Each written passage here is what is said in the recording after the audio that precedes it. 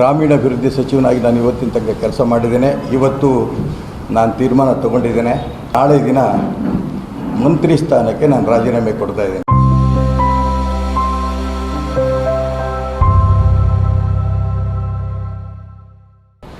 ಭಾರತೀಯ ಜನತಾ ಪಾರ್ಟಿಯ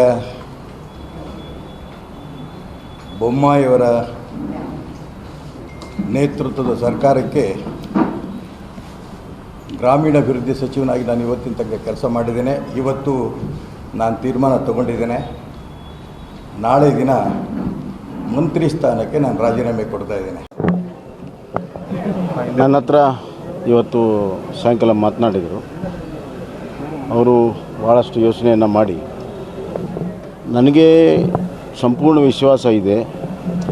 ನನ್ನ ಎಳ್ಕಾಳಷ್ಟು ನಾನು ಇದರಲ್ಲಿ ಪಾತ್ರ ಇಲ್ಲ, ತಪ್ಪಿಲ್ಲ. ಹೀಗಾಗಿ ನನಗೆ ನೈತಿಕತೆ ಇದೆ. ಆದರೆ ಈಗ ಅದನ್ನಿಟ್ಕೊಂಡು ನಾವು ಮುಂದುವರೆದ್ರೆ ಭಾಳಷ್ಟು ಜನಕ್ಕೆ ಮಾತಾಡೋಕ್ಕೆ ಅವಕಾಶ ಸಿಗುತ್ತೆ, ಇರಿಸುಮುರುಸಾಗ್ತದೆ. ಅದಾಗೋದು ಬೇಡ. ಆದಷ್ಟು ಬೇಗನೆ ಇದರ ತನಿಖೆಯನ್ನು ಮುಗಿಸಿ ಸತ್ಯವನ್ನು ಹೊರಗೆ ತೊಗೊಂಬನ್ನಿ. ಸತ್ಯ ನಾನು ಎಲ್ಲ ಏನು ಆರೋಪಗಳಿದೆ ಅದರಿಂದ ನಾನು ವಿಮುಕ್ತವಾಗಿ ಹೊರಗಡೆ ಬರ್ತೀನಿ. ಅಲ್ಲಿವರೆಗೂ ನಾನು ಈ ಸ್ಥಾನದಲ್ಲಿ ಇರೋದು ಬಯಸೋದಿಲ್ಲ ಅನ್ನುವಂಥ ವಿಚಾರವನ್ನು ಹೇಳಿದರು. ಆ ಪ್ರಕಾರ ಅವರು ಪ್ರೆಸ್ ಕಾನ್ಫರೆನ್ಸ್ ಮಾಡಿ ಹೇಳಿದ್ದಾರೆ. ನಾಳೆ ಸಾಯಂಕಾಲ ಬಂದು ಭೇಟಿ ಆಗ್ತೇನೆ ಅಂತ ಹೇಳಿದ್ದಾರೆ. ನಾಳೆ ಅವರು ಸಾಯಂಕಾಲ ಭೇಟಿ ಆಗ್ತಾರೆ. ಸರ್, 3 ದಿನ ಆಯಿತು. ಯಾಕಂದರೆ ಕಾಂಗ್ರೆಸ್ ನಾಯಕರು ಹೇಳ್ತಿರೋದು ಇದನ್ನು ಆರಂಭದಲ್ಲೇ ಮಾಡ್ಬೋದಾಯ್ತಲ್ಲ, ಇಷ್ಟು ಈ ರೀತಿ. ಕಾಂಗ್ರೆಸ್ ನಾಯಕರು ಹೇಳ್ದಂಗೆ ಕೇಳಕ್ತಿದ್ರಿ. ಅವ್ರ ನೈತಿಕತೆ ಅವರ ನೈತಿಕ ಜವಾಬ್ದಾರಿ ಹೊತ್ತು ಕೊಟ್ಟಿದ್ದಾರೆ. ಇವ್ರು ಬೇಡಿಕೆ ಮಾಡ್ತಾರೆ ಅಂತ ಕೊಟ್ಟಿದ್ದಾರೆ. ಹೈಕಮಾಂಡ್ ಏನು ಪ್ರೆಷರ್ ಇಲ್ಲ. ನಾವು ನಡೆದ ವಿದ್ಯಮಾನ ತಿಳಿಸಿದ್ವಿ. ಇಟ್ ಈಸ್ ಸ್ವಂತ ಸ್ವಪ್ರೇರಣೆಯಿಂದ ಸನ್ಮಾನ್ಯ ಈಶ್ವರಪ್ಪನವರು ರಾಜೀನಾಮೆಯನ್ನು ಕೊಟ್ಟಿದ್ದಾರೆ.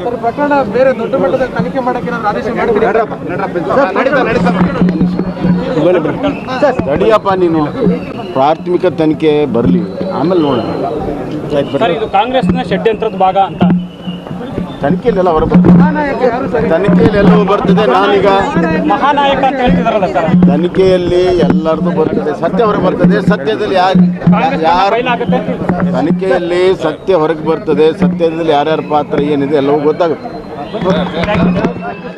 ಕುಟುಂಬದ ಬೇಡಿಕೆ ಅಂದ್ರೆ ಏನ್ರಿ, ನಮ್ದು ಏನು ನಮ್ಮ ತಮ್ಮ ಪ್ರೋಗ್ರೆಸ್ ಏನು ವರ್ಕ್ ಮಾಡಿದಲ್ಲ ಅದು ಕಾಮಗಾರಿ ಬಿಲ್ ಆಗಬೇಕು. ಅದು ನೊಂದಂಥ ಮಹಿಳೆಗೆ, ಅವನು ಹೆಂಡತಿ ಮಕ್ಕಳಿಗೆ ಅದೊಂದು ವಿಷಯ ಮುಟ್ಟಿಸ್ಬೇಕು. ನಮಗೆ ಕ್ಲಿಯರ್ ಪರಿಹಾರ ಅಲ್ಲ. ಯಾರು ಹೇಳಿದಾರೆ ಜಾಬ್ ಕೊಡ್ತಾರೆ ಅಂತ ಹೇಳಿ?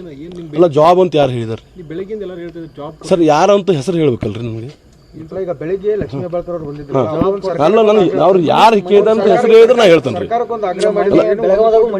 ಸರ್. ಅದು ಯಾರು ಮಾಡಿದ್ರು? ಅವರು ಒಂದು ಸರ್ಕಾರಕ್ಕೆ ಮನವಿ ಮಾಡಿದ್ದಾರೆ. ಲಕ್ಷ್ಮೀ ಹೆಬ್ಬಾಳ್ಕರ್ ಅವರು ಏನಂತ ಹೇಳಿ ಅಂತಂದ್ರೆ, ನೀವು ಕ್ವಶನ್ ಏನು ಕೇಳಿದ್ರೆ ನಾ ಆನ್ಸರ್ ಕೊಡಕ್ಕೆ ಬಿಲ್ 4 ಕೋಟಿ ರೂಪಾಯಿ ಕೊಡಬೇಕು. ಅದ್ರ ಜೊತೆ ಸರಿ, ಇದು ಒಪ್ಪಿಗೆ. ಹೆಚ್ಚುವರಿ 1 ಕೋಟಿ ರೂಪಾಯಿ, 4 ಕೋಟಿ 12 ಲಕ್ಷಕ್ಕಿಂತ ಜಾಸ್ತಿ ಇದೆ. ಹೆಚ್ಚುವರಿ 1 ಕೋಟಿ ರೂಪಾಯಿ ಪರಿಹಾರ ನೀಡಬೇಕು.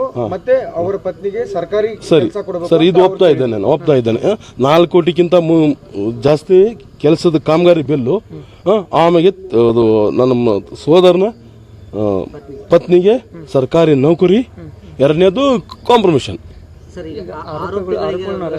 ಕೇಸ್ ದೂರ ದಾಖಲಾಗಿದೆ.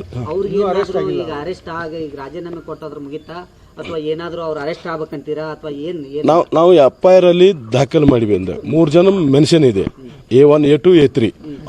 ಅವರು ಇಲಾಖೆಯವರು ಬಂಧಿಸ್ತಾ ಇದ್ದಾರೆ, ತನಿಖೆ ನೋಡ್ತಾ ಇದ್ದಾರೆ, ಬಂಧಿಸಲೇಬೇಕು. ಈಗ ಈಶ್ವರಪ್ಪನವರು ರಾಜೀನಾಮೆ ಅಂತೂ ಕೊಟ್ಟಿದ್ದಾರೆ.